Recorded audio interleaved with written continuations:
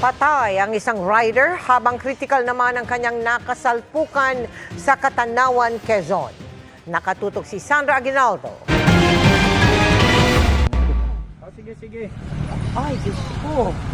Sa itsura pa lang sa video, ramdam ang sakit na dinanas ng lalaking ito dahil wala sa pwesto ang binti dahil sa nabaling buto.